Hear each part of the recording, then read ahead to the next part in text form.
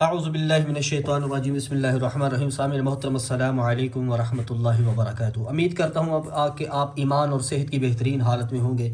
اللہ تعالیٰ میری اور آپ کی بلکہ پوری امت کی تمام شرور و فتنوں سے اللہ تعالیٰ حفاظت فرمائے۔ اللہ تعالیٰ آپ کے مال، جان، علم، عمر میں برکت عطا فرمائے۔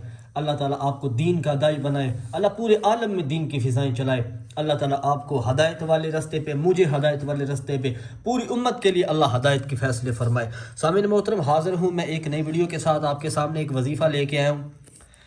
یہ قرآن پاک کے 30ویں پارے کی سورت علم نشرح کا وظیفہ ہے، اور یہ آپ نے کیسے کرنا ہے انشاءاللہ میں آگے چل کے آپ کو بتاتا ہوں۔ انشاءاللہ اس کے ثمرات، اس کے برکات سورت علم نشرح میں علماء سے سنا ہے کہ اس میں اعظم چھپا ہوا ہے۔ انشاءاللہ اس کے ثمرات و برکات آپ دیکھیں گے جب آپ یہ عمل کریں گے انشاءاللہ تعالیٰ۔ میں بڑے وثوق اور دعوے کے ساتھ یہ بات کہتا ہوں کہ اللہ تعالیٰ آپ کو اتنا نوازیں گے کہ آپ حیران رہ جائیں گے۔ یہ عمل آپ نے کیسے کرنا ہے انشاءاللہ میں آپ کو بتاتا ہوں، بلا آپ کا ٹائم ضائع کیے، آپ کا ٹائم ویسٹ کیے بنا انشاءاللہ میں اپنے عمل کی طرف بڑھتا ہوں۔ آپ حضرات سے بس گزارش ہے کہ مجھے بندہ نہ چیز کو اپنی خصوصی دعاؤں میں ضرور یاد رکھیے گا، تو میں آپ کے لیے اتنی مشکل سے وظائف ڈھونڈ کے لاتا ہوں، اتنا تو میرا حق بنتا ہے نا۔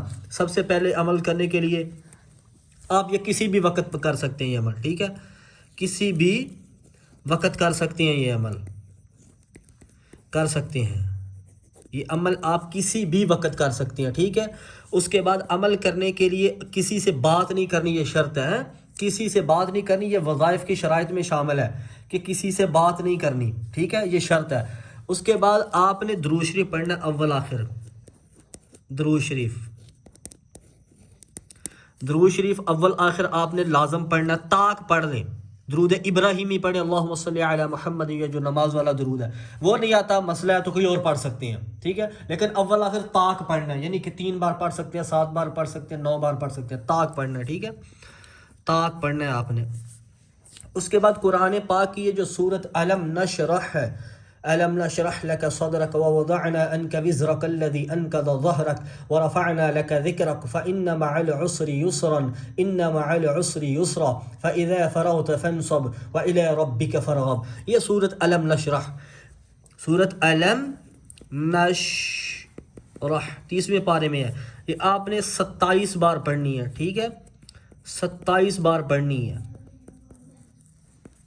سورت علم نشرح، 27 بار پڑھنی ہے۔ اس کے بعد آپ نے درود ابراہیمی یا کوئی بھی درود جیسے میں اوپر بتایا، یہ طاق پڑھ لیں، ٹھیک ہے؟